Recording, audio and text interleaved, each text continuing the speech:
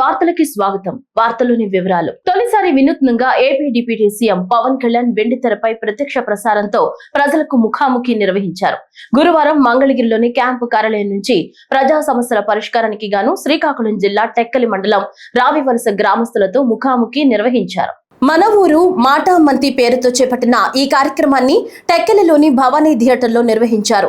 పంచాయతీరాజ్ గ్రామీణాభివృద్ధి శాఖ ఆధ్వర్యంలో అమలు చేస్తున్న వివిధ అభివృద్ధి పనులపైన అడిగి తెలుసుకున్నారు. ప్రజల సమస్యలపై వాటి పరిష్కారానికి సంబంధిత అధికారులకు ఆదేశాలు జారీ చేశారు.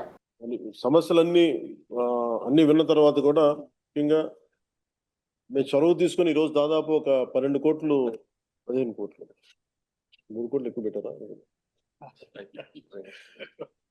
ఈ మీటింగ్ ఖరీదు మీ అందరికీ ఒక జిల్లాలో పెద్ద కార్యక్రమం అయిపోద్ది. కానీ మన పంచాయతీ మీద ఎంత అంటే మీరు ఇంత ప్రేమగా వచ్చారు, అందుకని ఆ 12 కోట్లు నుంచి ఒక 15 కోట్ల రూపాయలు, 15 కోట్లు ఓవరాల్ గా మీరు అడిగిన పనులన్నిటికీ కూడా కలిపి గ్రామ అభివృద్ధి పనుల కొరకు 15 కోట్లు మంజూరు చేయడం జరిగింది. మీరు అడిగిన ప్రతిదానికి ముందుకు తీసుకెళ్తా ఉన్నాం. దీంట్లో 14 సిసి రోడ్లు, 4 drains, dhobi ghat, bus shelter, school compound wall, tank పునరుద్ధరణ, నీటి కాలువల డీసిల్టింగ్, 2 శ్మశాన వాటికలో సదుపాయాలు, మరి ఇవన్నీ మీరు చెప్పిన అన్నిటికీ గాను 15 కోట్లు మీకు మంజూరు చేస్తున్నాం. దీనికి గౌరవ మంత్రివర్యులు అచ్చెన్నాయుడు గారికి మనస్ఫూర్తిగా ధన్యవాదాలు తెలుపుకుంటా ఉన్నాం. అలాగే అధికారులు అందరికీ కూడా పేరు పేరున ధన్యవాదాలు తెలుపుకుంటాను. ఈ కార్యక్రమంలో పాల్గొన్న కింజరపు అచ్చెన్నాయుడు గారికి, టెక్కలి శాసనసభ్యులు, గౌరవ మంత్రివర్యులు, అలాగే పంచాయతీరాజ్ మరియు గ్రామీణాభివృద్ధి శాఖ ప్రిన్సిపల్ సెక్రటరీ శ్రీ శశిభూషణ్ గారి సార్ కూడా మనస్ఫూర్తిగా నా ధన్యవాదాలు తెలుపుతా ఉన్నాను. అంటే నేను నా ఉద్దేశం ఏంటంటే, మీరు రోడ్లు కట్టిన మన వాళ్ళు కాంపౌండ్ వాళ్ళు కట్టినంత మాత్రం ఆగుతాయిలు ఏం మారరు.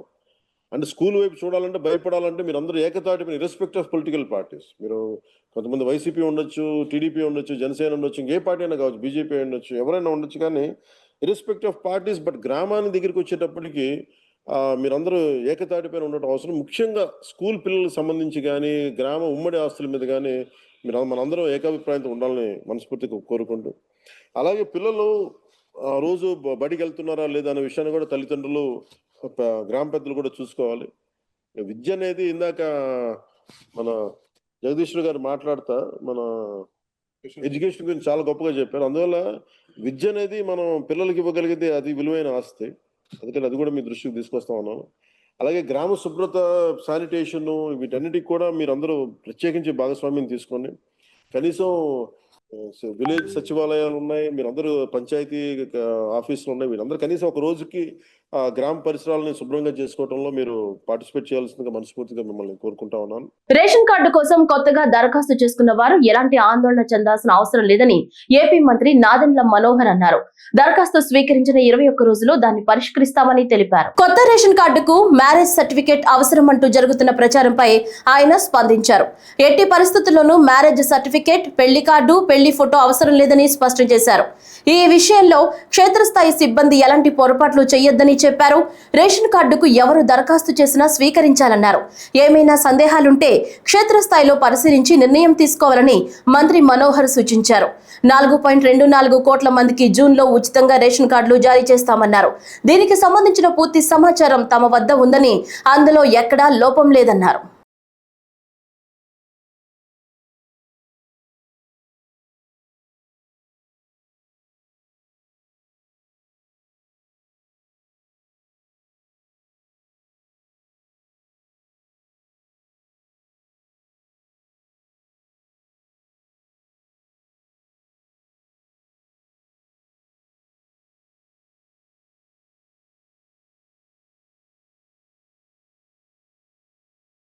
ప్రజలు ప్రకృతితో మమేకం కావాలని AP deputy CM Pawan Kalyan అన్నారు.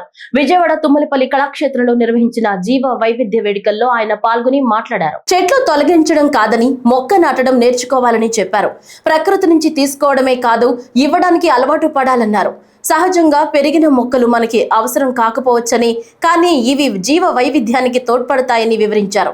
మన పెరట్లో ఏం చేయగలం, జీవ వైవిధ్యానికి ఎలా తోడ్పడగలమో ఆలోచించాలని సూచించారు. There's been a huge, you've bought in several elephants, Kumki elephants from, Bangalore, Karnataka today. What do you have to say? There's a strong message. No, this is a 2 decade demand. A lot of people have been, previous governments also tried for it. Somehow they could not take it forward. It is, I think, with the grace of Siddaramaiah ji and the great efforts of initiative taken by Ishwar Khandreji, Honorable Minister for Forest and Environment. And I think really they have taken it forward. I think we've been requesting, I think last August I went there and I took it, I put my request in front of them. And I think they were very positive from the day one. And I think this particular situation to arrive, I think the entire credit should go to Siddaramaiah ji and Ishwar Khandreji and Deputy CM Shiv Kumar ji. And I'm grateful for them. Yeah. And especially the human and elephant conflict is really going quite high. For a lot of lives have been had lost and been losing even. Recently also few lives had been lost. So I think that would put a check to it. And these 6 elephants, I think 2 are about to come after 2 weeks. 1 got wounded.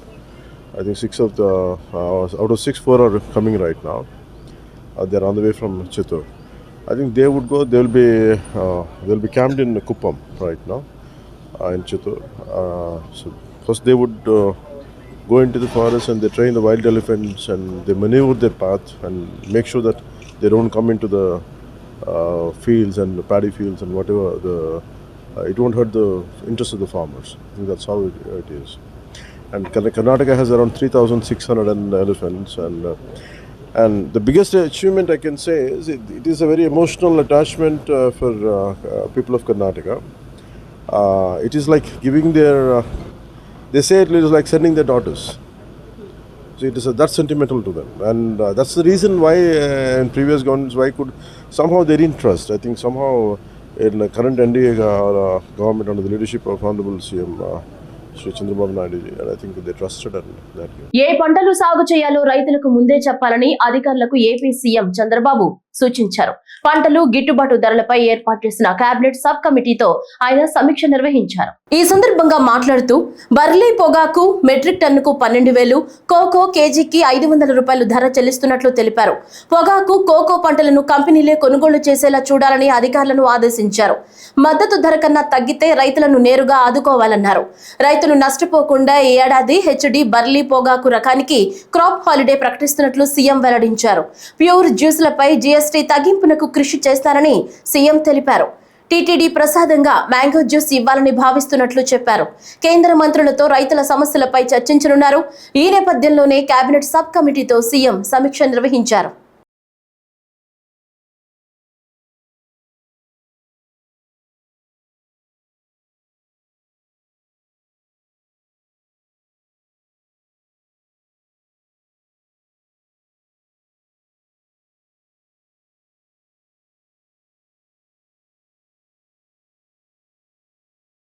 గ్రామ, ward సచివాలయాలను rationalization లో 3 కేటగిరీలుగా విభజన చేశామని రాష్ట్ర సాంఘిక సంక్షేమ శాఖ మంత్రి డోల బాల వీరాంజనేయ స్వామి తెలిపారు. ఈ విషయంపై చాలా మంది సిబ్బందిలో అపోహలున్నాయని, ఏ ఒక్క ఉద్యోగిని తొలగించమని స్పష్టం చేశారు. ఉద్యోగుల మధ్య పని విభజనపై కూడా ఇప్పటికే స్పష్టత ఇచ్చామన్నారు. రేషనలైజేషన్ ప్రక్రియ పూర్తయ్యాకే అవసరాన్ని బట్టి ఉద్యోగుల బదిలీలు చేస్తామని స్పష్టం చేశారు. సాధారణ బదిలీల ప్రక్రియ మాదిరిగా వారి బదిలీలు ఉండవన్నారు. గ్రామ, వార్డు సచివాలయ వ్యవస్థ కోసం జిల్లాలో 3 అంచెల వ్యవస్థ తెస్తామని ప్రకటించారు. ఉద్యోగుల సీనియారిటీతో పదోన్నతికి ఒక ప్రత్యేక ఛానల్ తెచ్చామని మంత్రి డోల బాల వీరాంజనేయ స్వామి గుర్తు చేశారు.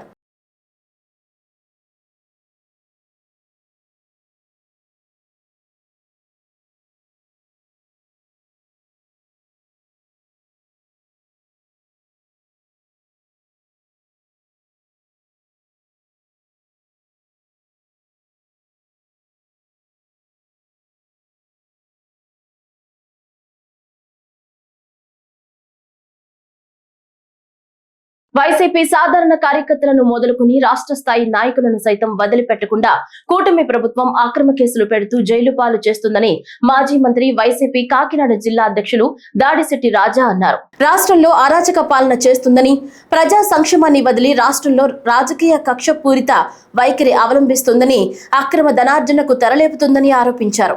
కాకినాడ జిల్లా తుని పార్టీ కార్యాలయంలో మీడియాతో మాట్లాడుతూ మద్యాన్ని సామాన్యులకు అందనంత ఎత్తులో నిలిపి మద్యపాన నిషేధానికి కృషి చేసిన మాజీ ముఖ్యమంత్రి వర్యులు జగన్మోహన్ రెడ్డిపై మాట్లాడుతూ మద్యం స్కామ్ కేసులు ఇరికించడానికి చంద్రబాబు ప్రభుత్వం శతవిధాలా ప్రయత్నం చేస్తుందని ఆరోపించారు. పోరాటాలు ఏమీ వైసీపీకి కొత్త కాదని, జైలుకెళ్లి వచ్చిన వడ్డీతో తిరిగి చెల్లిస్తామని హెచ్చరించారు. మాజీ మంత్రి యనమల రామకృష్ణుడు స్థాయిని మరచి మాజీ ముఖ్యమంత్రి వైఎస్ జగన్మోహన్ రెడ్డిపై ఏకవచనంతో సంబోధిస్తూ అనుచిత వ్యాఖ్యలు చేయడం సబబు కాదన్నారు. 2 సార్లు ఈ రాష్ట్రాన్ని దివాళా తీయించే స్థాయికి తీసుకెళ్లిన గనులు రామకృష్ణ గారు, చంద్రబాబు నాయుడు గారు. ఆన్ రికార్డ్స్ మొన్న 2019లో ఎన్నికలు అయిపోయిన తర్వాత జగన్మోహన్ రెడ్డి గారు ముఖ్యమంత్రి అయిన వారం రోజుల లోపే మీరు ఇచ్చిన స్టేట్మెంట్సే, మా పేపర్లో కాదు, మీ ఈనాడు, మీ ఆంధ్రజ్యోతి పేపర్లోనే, మీ మీడియాలోనే ఆన్ రికార్డ్స్ ఖజానాలో 100 కోట్లు మాత్రమే ఉంది, జీతాలు ఇవ్వడానికి కూడా డబ్బులు లేవు అని చెప్పేసి మీరు గతంలో ఆర్థిక మంత్రిగా పనిచేసిన మీరే స్వయంగా స్టేట్మెంట్ ఇవ్వడం జరిగింది. ఈ రాష్ట్రాన్ని జగన్మోహన్ రెడ్డి పరిపాలన చెయ్యలేడు అని చెప్పేసి.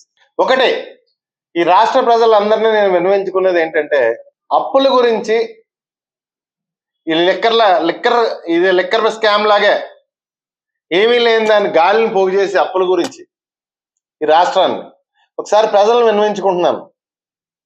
ఈ రాష్ట్రం విడిపోయిన తర్వాత వారసత్వంగా వచ్చిన అప్పు ఎంత? చంద్రబాబు నాయుడు 2014 నుంచి 19 వరకు చేసిన అప్పు ఎంత? సుమారు 3 లక్షల కోట్లు. రాష్ట్రం విడిపోయిన తర్వాత వారసత్వంగా 90,000 కోట్లు. 3 లక్షల కోట్లు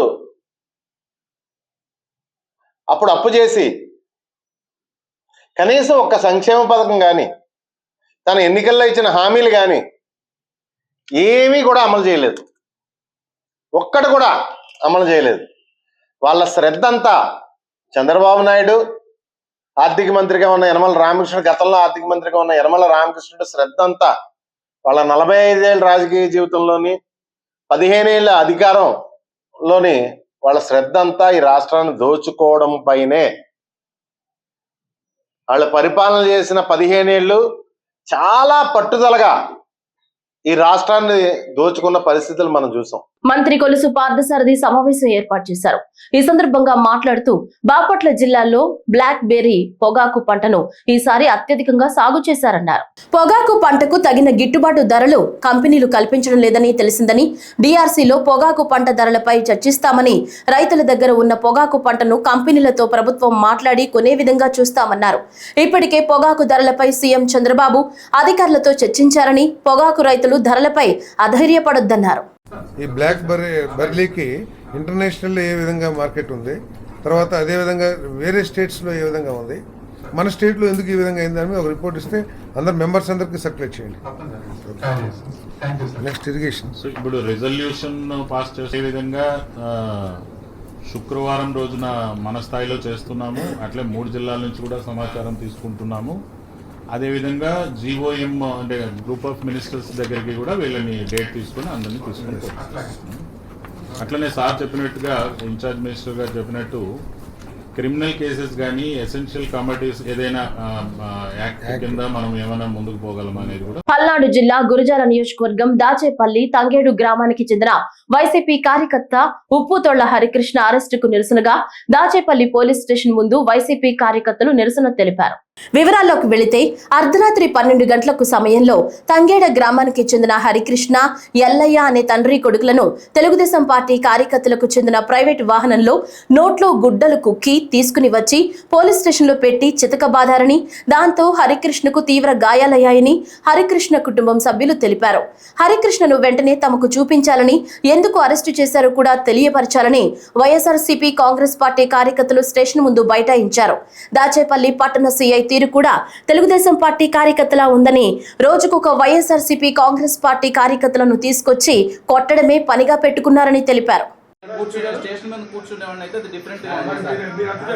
మీరు చెప్పిన దానికి నేను మాట్లాడుతున్నాను సార్. నేను చాలా పద్ధతిగా కోర్టు దగ్గర మాట్లాడుకోండి సార్. మీరు కోర్టు దగ్గర మాట్లాడుకోండి అని ఉంటే ఇప్పుడు మిమ్మల్ని నేను చాలా పద్ధతిగా నేను వాళ్ళ ఫాదర్ ఇద్దరు మాట్లాడుతా అన్నారు. కాదు సార్ మీరు లీగల్ టీం రాగానే మీరు మాట్లాడండి అన్నారు. లాయర్ గారు అన్నారా లేదా?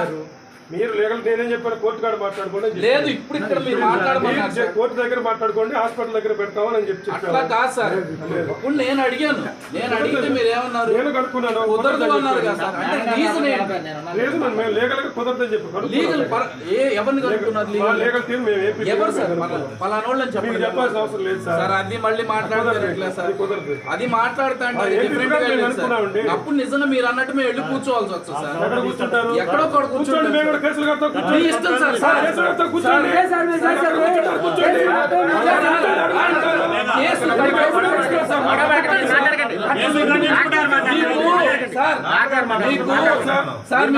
పేపర్ ఇచ్చారు. ఏ కేసు అయినా కట్టండి సార్. నేను ఆపితే మీరు నన్ను ఆపారని కేసు కట్టండి, నాకు ఏమి ఇబ్బంది లేదు. ఇప్పుడు మేము తప్పు చేసి మీ మీద ఎగబడి కొట్టడానికి వస్తే పలానోళ్ళని తీసుకొచ్చారు చూపించండి అంటే కేసు కట్టంటే కట్టుకోండి. ఏమైతే మీరు రిమాండ్ సక్రంగా తీసుకొచ్చి రిమాండ్ చూపిస్తే సక్రంగా తీసుకొచ్చు సార్. కుక్కలు కొట్టినట్టు కొట్టిన తర్వాత ఏం రిమాండ్ సార్? జడ్జి గారు చెప్పండి. ఎవరు జడ్జి గారు? మీరు చెప్పేది సార్. అది మాట్లాడతారే కదా సార్ చెప్పేది. సార్ మేము చదువుతున్నాం సార్. మేము చెప్తాం కదా. మేము మాట్లాడిన తర్వాత జడ్జి గారి దగ్గర ఎట్లా ప్రొసీడ్ అవ్వాలి అదంతా సార్. మీరు కేసు పెడతారంటే నేను వద్దు అన్న సార్. కేసు పెట్టుకోండి, అది ఇబ్బంది ఏం లేదు మాకు. మేము ఒక్కసారి మాట్లాడతాం సార్ అన్నాను. ఏంటి మీ ప్రాబ్లం ఏంటి? అలాగే లీగల్ ప్రాబ్లం అంటే ఏంటి?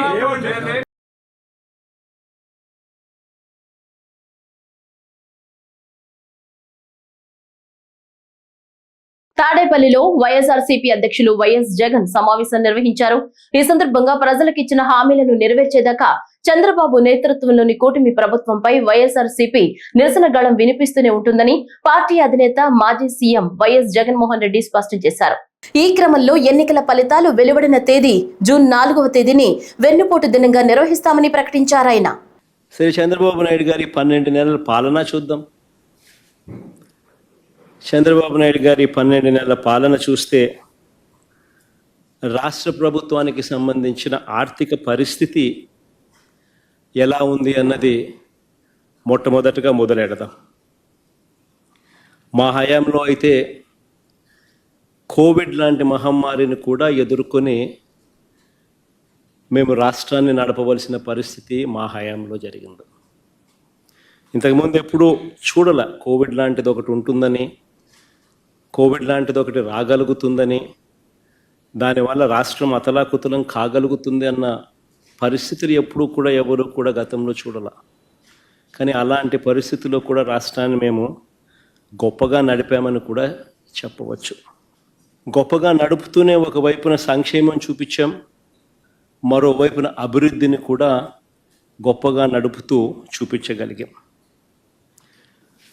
మా ప్రభుత్వంలో దేవుడి దయతో ప్రజలందరి చల్లని దీవెనలతో మేము చేయగలిగిన మంచి వల్ల ప్రజల కొనుగోలు శక్తి పెరిగింది, పెట్టుబడులు కూడా దానివల్ల పెరిగాయి. ఈ రెండింటినీ ప్రామాణికంగా తీసుకుని ప్రతి అడుగు కూడా మేము అప్పట్లో వేయడం జరిగింది. కానీ చంద్రబాబు గారి పాలన చూస్తే, ఈ సంవత్సర కాలం పాలన తన పాలన చూస్తే, కాగ్ విడుదల చేసిన నివేదికను గమనించినట్లయితే ఎక్కడా కూడా అభివృద్ధి కనిపించదు, ఎక్కడా కూడా సంక్షేమం ఊసే అంతకన్నా ఎక్కువ కూడా కనిపించదు. బాబు గారి పాలనంతా కూడా ఈ సంవత్సర కాలంలో మోసాలతో నడిపిన, ప్రజలకిచ్చిన హామీలన్నీ కూడా ఎగరకొడుతూ మోసాలతో గడిపిన పాలనే కనిపిస్తుంది. 500 మంది అన్నదాతలు చనిపోతే రేవంత్ రెడ్డి అందాల పోటీలో బిజీగా ఉన్నాడని కేటీఆర్ అన్నారు. ఈ సందర్భంగా రేవంత్ రెడ్డి ప్రభుత్వం మొత్తం కమిషన్ల మీదనే నడుస్తుందన్నారు. రేవంత్ రెడ్డికి రైతుల సమస్యల మీద రివ్యూ చేసే సమయం లేదని, కానీ అందాల పోటీల మీద ప్రత్యేక శ్రద్ధ పెడుతున్నాడన్నారు. 500 మంది కొంప ఉసురు తీసుకున్నావు, వాళ్ళ కొంప కొల్లేరు చేసినావు. 500 మంది అన్నదాతలు ఆత్మహత్య చేసుకుంటే ముఖ్యమంత్రి గారు అందాల పోటీలో బిజీగా ఉన్నాడు. రివ్యూ చేసే టైం లేదు. కల్లాల వడ్లు అట్లే ఉన్నాయి. కొనటోడు లేడు, కాంట పెట్టేటోడు లేడు, పట్టించుకున్నోడు లేడు. ఇప్పటికే అమ్మిన కాడికి పాపం మిల్లర్లకు అమ్ముకున్నారు. ఇప్పటికే 40-50% అమ్ముకున్నారు. ఆడనో ఈడనో 10% 20% కొన్నారు. కానీ దాన్ని పట్టించుకున్నోడు లేడు. వానలు పడుతున్నాయి, కళ్ళాలల్లా వడ్లు కొట్టుకుపోయే పరిస్థితి ఉన్నది. ధాన్యం మొలకలెత్తి రైతు ఆగమై రోడ్డు మీద పడే పరిస్థితి ఉన్నది. అడిగినోడు లేడు, పట్టించుకున్నోడు లేడు. అడుగుదాం ఎవరినన్నా అంటే ఊళ్ళో సర్పంచ్ లేడు, ఎంపీటీసీ దిక్కు లేడు, జెడ్పీటీసీ లేడు, కౌన్సిలర్ లేడు. కాంగ్రెస్ అని పట్టుకుందామంటే కాగడా పెట్టి ఎదిగిన వాడు దొరుకుతలేడు. ఎందుకు బిజీగా ఉన్నారు? ఏడ బిజీగా ఉన్నారు? కాగితాలు పట్టుకొని సెక్రటేరియట్ చుట్టూ గిర్ర తిరుగుతున్నారు. ఏందిరా అంటే ముఖ్యమంత్రి చెప్పిండు నాకు ఓ పని తెచ్చుకోమన్నాడు, మా మంత్రి చెప్పిండు పని తెచ్చుకోమన్నాడు, 4 పైసలు మిగులుతాయన్నారు. ఇక పాత బాకీలు ఏమైనా ఉంటే, పాత బిల్లులు ఏమైనా ఉంటే తెచ్చుకోమన్నారు, ఇస్తామన్నారు, కమిషన్లు తీసుకోమన్నారు. ఒకటే పనులు ఉన్నది ప్రభుత్వం మొత్తం, కమిషన్లు కమిషన్లు కమిషన్లు. కేంద్ర ప్రభుత్వం అమలు చేస్తున్న అమృత్ భారత్ స్టేషన్ పథకంలో భాగంగా సూళ్లూరుపేట నియోజకవర్గ కేంద్రంలో కోట్లాది రూపాయలతో అభివృద్ధి చేసిన రైల్వే స్టేషన్ ను స్థానిక శాసనసభ్యురాలు నల్లవల విజయశ్రీతో కలిసి గ్రామీణాభివృద్ధి కమ్యూనికేషన్ శాఖ కేంద్ర సహాయ మంత్రి డాక్టర్ పెమ్మసాని చంద్రశేఖర్ ప్రారంభించారు. ప్రధానమంత్రి నరేంద్ర మోడీ ఆదేశాల మేరకు అంతరిక్ష ప్రయోగ కేంద్రమైన శ్రీహరికోటకు శ్రీ సిటీ ఏపీఐఐసి సెజ్ లోని 2 లక్షలకు పైగా పనిచేసే ఉద్యోగస్తులకు, పులికాట్ సరస్సులోని పక్షుల పర్యాటక కేంద్రానికి, అలాగే తడ ప్రాంతానికి ఉపకరించేలా నిత్యం రాకపోకలు సాగించే వేలాది మంది ప్రయాణికులకు ఉపయోగపడేలా సూళ్లూరుపేట రైల్వే స్టేషన్ ను అత్యాధునీకరించారు. దేశవ్యాప్తంగా నిర్వహిస్తున్న ఈ కార్యక్రమాలను ప్రధాని మోడీ వర్చువల్ గా ప్రారంభిస్తుండగా ఆంధ్రప్రదేశ్ లో జరిగే ఈ రైల్వే స్టేషన్ ప్రారంభోత్సవాన్ని పెమ్మసాని నేరుగా నిర్వహిస్తారు. గత 5 సంవత్సరాల్లో మీరు ఎక్కడైనా చూస్తే ఎక్కడ ఒక రోడ్డు వేసిన పాపాన లేదు, ఒక స్వేచ్ఛ లేదు. ఈ 5 సంవత్సరాలు అయిపోయిన తర్వాత, అద్భుతమైన విజయం వచ్చిన తర్వాత ఈ ఎన్డీఏ ప్రభుత్వం రాష్ట్రంలో సాధించిన విజయాలు ఎన్నో ఉన్నాయి. ఈరోజు అమరావతిని అద్భుతంగా ప్రపంచం అంతా మన వైపు చూసేలా, తెలుగువాడు గర్వపడేలా ఈరోజు నిర్మిస్తూ ఉన్నారు శ్రీ నారా చంద్రబాబు నాయుడు గారు. అదేవిధంగా ఎక్కడో ఆగిపోయిన పోలవరాన్ని రాత్రి పగళ్ళు కష్టపడి వచ్చే 2 సంవత్సరాల్లో పూర్తి చేయగలుగుతూ ఉన్నారు. రైల్వే జోన్, ఆగిపోయిన రైల్వే జోన్ని మళ్ళీ ఈరోజు తీసుకొచ్చాం మనం వైజాగ్ ప్రాంతానికి. అదేవిధంగా మీరు చూస్తే స్టీల్ ప్లాంట్, అయిపోయింది అనుకున్న స్టీల్ ప్లాంట్ని ఊపిరిపోసి ఈరోజు బతికిచ్చారు. ఈ విధంగా ఎక్కడ చూసినా సరే రోడ్లు చూస్తూ ఉన్నారు. గ్రామాల్లో ఒక సూళ్లూరుపేట గ్రామంలో 12 కోట్ల రూపాయలతోటి గ్రామంలో వచ్చిన 9 నెలల్లో అద్భుతంగా రోడ్లు వేస్తూ ఉన్నారు. ఈరోజు ఇండియాలో ఎక్కడా లేని విధంగా 4,000 రూపాయల పెన్షన్ ఇస్తూ ఉన్నారు. అదేవిధంగా ఫిజికల్లీ హ్యాండిక్యాప్డ్ అయితే 6,000 ఇస్తూ ఉన్నారు. బెడ్ రిడన్ అయిపోతే 15,000 ఇస్తూ ఉన్నారు. ఎక్కడా కూడా భారతదేశంలో ఏ రాష్ట్రంలో కూడా ఇంత అద్భుతమైన పెన్షన్లు ఇచ్చినటువంటి పరిస్థితి లేదు. అత్యధికంగా వేరే రాష్ట్రంలో ఉన్న పెన్షన్ ఎంతో తెలుసా మీకు? 1,250 రూపాయలు. 1,250 ఎక్కడ, 4,000 రూపాయలు ఎక్కడ? దీని మీద కేవలం ఆల్రెడీ 36,000 కోట్ల రూపాయల భారం రాష్ట్ర ప్రభుత్వం పడుతూ ఉంది. చంద్రబాబు నాయుడు గారు ఆయన కష్టం ఆయన పడుతున్నారు. ఆయన ఉపయోగించాల్సిన తెలివితేటలన్నీ ఉపయోగిస్తూ ఉన్నారు. ఈ విధంగా ఎక్కడ అభివృద్ధి ఆగకుండా, సంక్షేమం ఆగకుండా రేపు ఇంకొక 2 స్కీములు ఉన్నాయి. తల్లికి వందనం, అదేవిధంగా రైతులకు ఇచ్చేటువంటి అన్నదాత సుఖీభవ, ఇవన్నీ కూడా వచ్చే ఒక నెలలో అవి కూడా వస్తాయి. కాబట్టి సూళ్లూరుపేట ప్రజలందరికీ ఇంతకుముందు మీరు ఎప్పుడో వైసీపీకినో లేకపోతే కాంగ్రెస్ పార్టీలో గెలిపించినటువంటి సందర్భాలు ఉన్నాయి. మీకు ఒకటే చెప్తా ఉన్నాం, ఈరోజు చంద్రబాబు నాయుడు గారు ఒక మహిళ అని, ఒక చదువుకున్న వ్యక్తి అని ఈ రోజున మీకు ముందుకు తీసుకొచ్చారు. అదేవిధంగా వారి వయసు కూడా తక్కువ. వారు మీరు కలిసి అభివృద్ధి చేసుకుంటే వచ్చే 20 సంవత్సరాలు ఈ ప్రాంతం అద్భుతంగా ముందుకు వెళ్తుంది.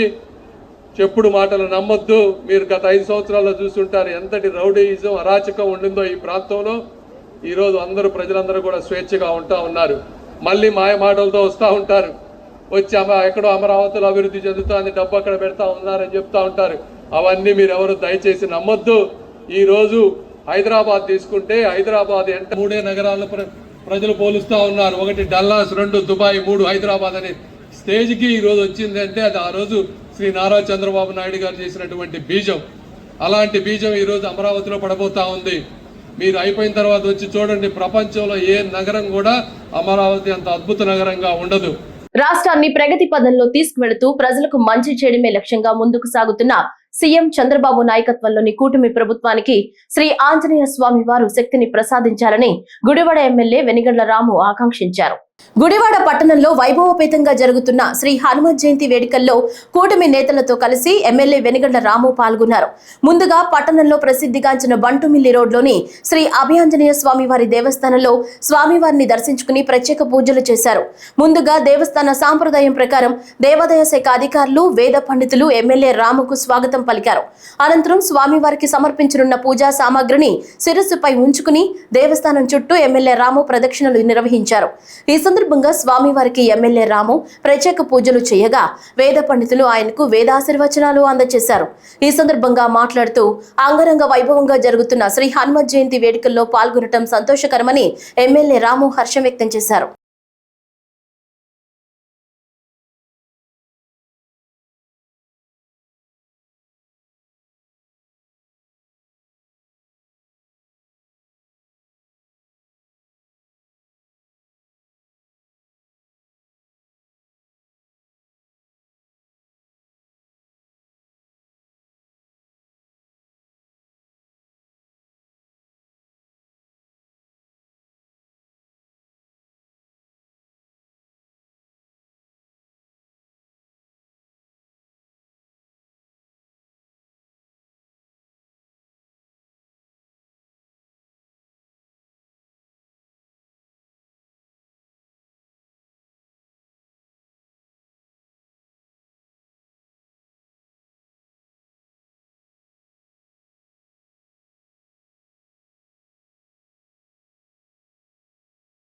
పదిహేడు చోరీ కేసుల్లో నిందితులుగా ఉన్న అంతరాష్ట్ర ముఠాను అన్నమయ్య జిల్లా పోలీసులు అరెస్టు చేశారు.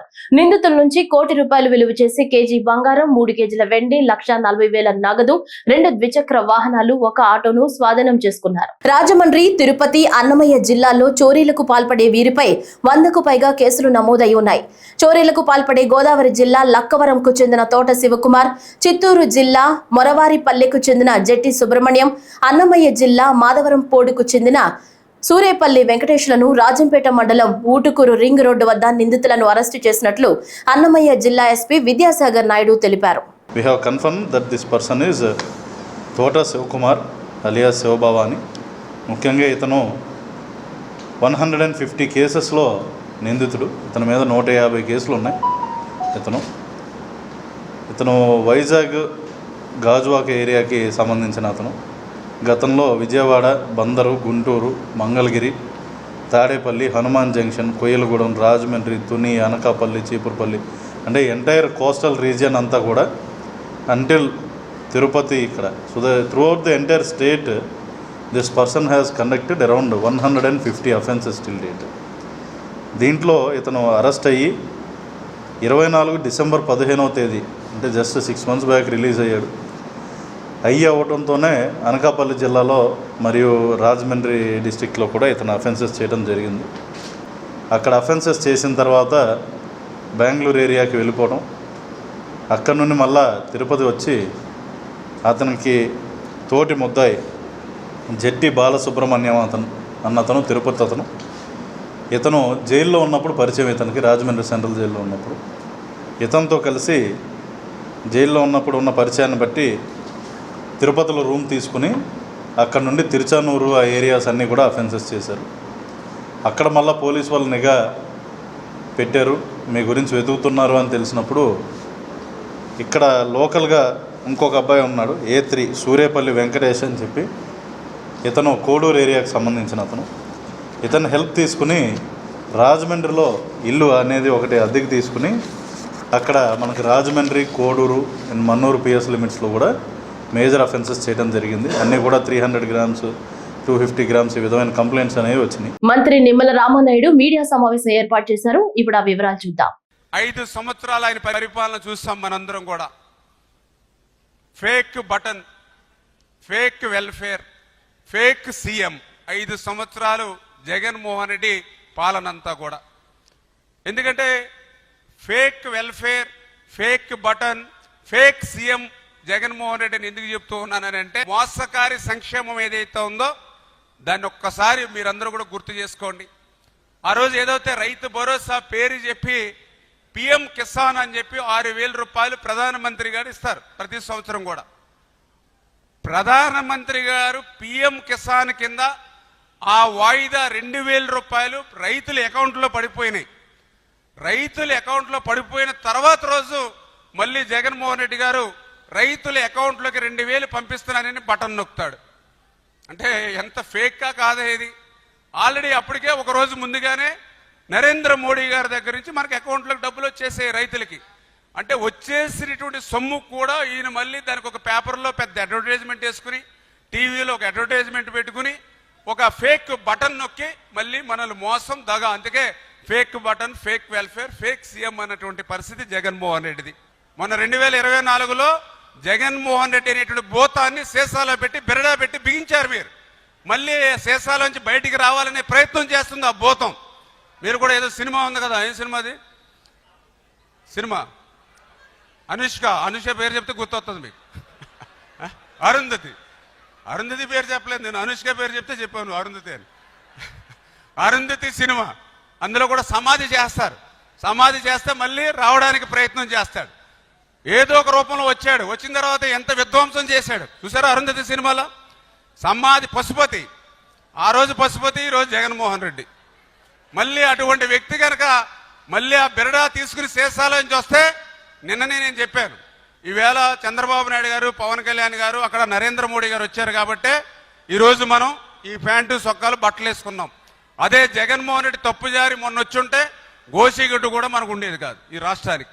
అటువంటి పరిస్థితి. అంచేత అటువంటి వ్యక్తులు మన గురించి మాట్లాడడం హాస్యాస్పదం అని చెప్పి తెలియజేసుకుంటూ ఈ వార్తలు ఇంతటితో సమాప్తం. నమస్కారం.